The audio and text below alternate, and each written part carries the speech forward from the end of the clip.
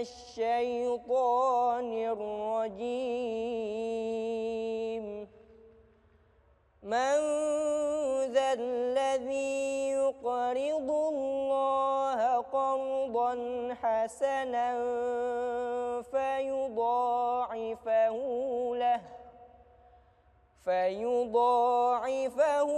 له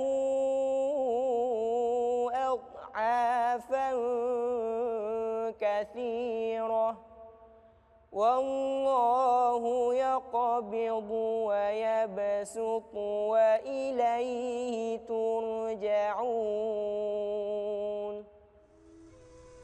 Aku berlindung kepada Allah dari godaan syaitan yang tertutup.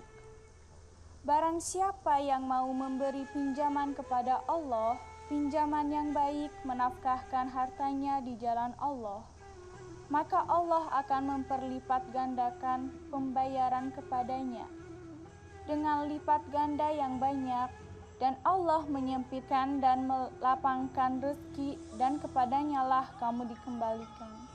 Shadaqallahul azim. Assalamualaikum warahmatullahi wabarakatuh. Waalaikumsalam warahmatullahi wabarakatuh. Semangat ya. Alhamdulillah. Alhamdulillahillazi ja'alana minal qaimin. Wassalatu wassalamu ala rasulillahi ajma'in. Amma ba'du. Jadi tadi itu begini ya, makna dari ayat tadi itu yang dibaca Fikri, Allah itu melapangkan rizki dan menyempitkan. Ini maksudnya gimana? Orang yang disempitkan itu bukan berarti buruk bagi dia. Orang yang dikayakan oleh Allah, rizkinya banyak, bukan berarti itu kebaikan buat dia. Jadi semua ini ujian saja. Tapi bagaimana orang yang disempitkan rizkinya? Dia tetap berusaha untuk memenuhi kebutuhan hidupnya. Susah payah. Susah payahnya itu membuat dia dihapus dosa-dosanya. Kita hanya diperintahkan oleh Allah berusaha. Berusaha ngapain? Ya bekerja. Jadi apa? Jadi apa saja. Tapi halal. Kemudian thayyib, halalan thayyiban. Perolehannya halal, kemudian dimakan yang baik. Mudah-mudahan badan gemuk ini tidak kena penyakit. Amin. Ya. Badan kecil barokah. Kurus sehat. Amin. Abi tengah-tengah. Abi, kalau Vidi apa, Bi? Apa? Vidi? Oh, dia mah dikasih ganteng sama Allah. Jangan seneng dulu, ujian. Ganteng, mau jadi playboy. Jadi suami yang soleh. Amin.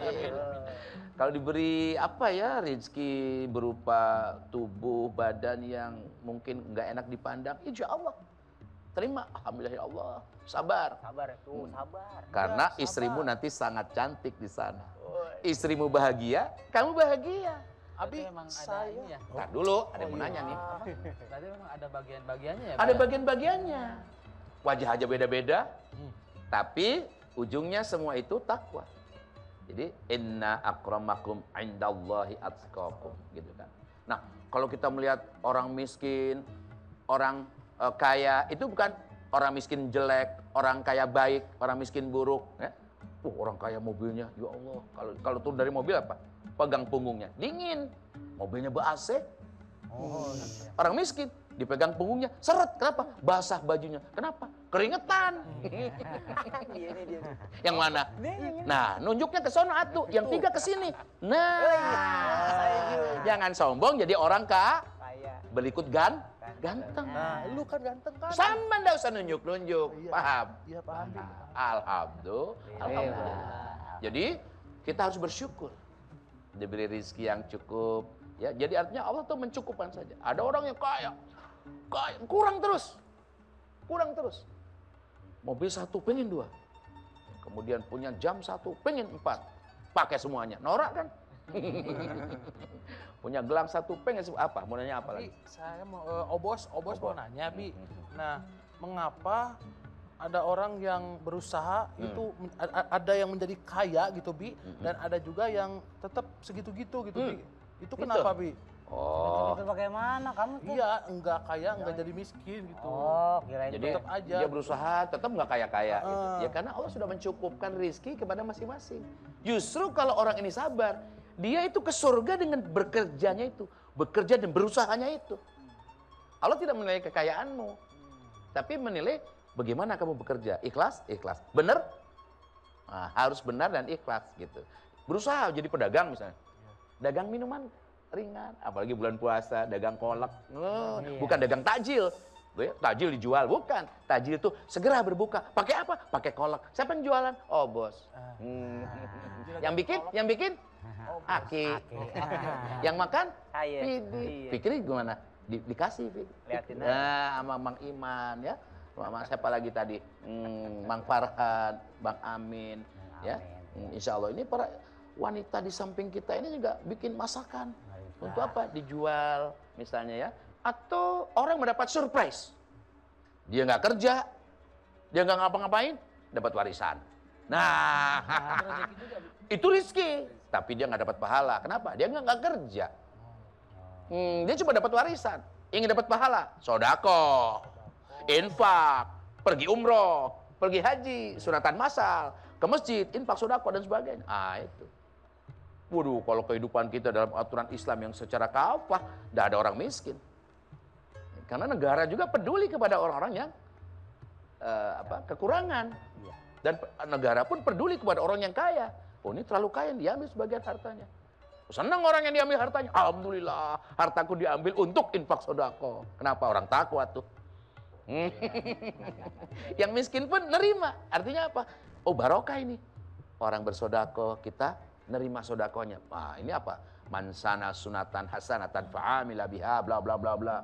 Barang siapa beramal soleh, berbuat kebaikan, ya, dan ditiru orang, orang yang menirunya berpahala itu. Jadi bukan diukur dengan banyaknya harta atau sedikitnya, ya, tapi banyak amal soleh yang disebabkan tidak berharta, tapi amal solehnya banyak. Punya harta, amal solehnya lebih banyak lagi. Subhanallah, ya. Jadi tetap kita ini adalah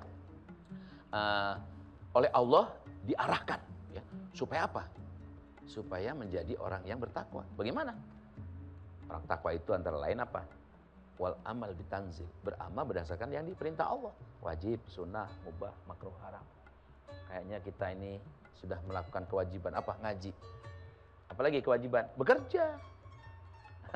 Bekerja. Bisa beda-beda nasibnya. Iya. Iya, bisa beda-beda. Beda ya. Iya. Struktur tubuh juga beda. Beda, struktur tubuh beda. Pahami itu, praktekkan dalam Jangan kehidupan. kalah sama semut ya, Habib ya. Kenapa semut? Ada semut pekerja kan ya. Nah, ada semut garong enggak? Nggak ada kucing itu mah. Kucing garong.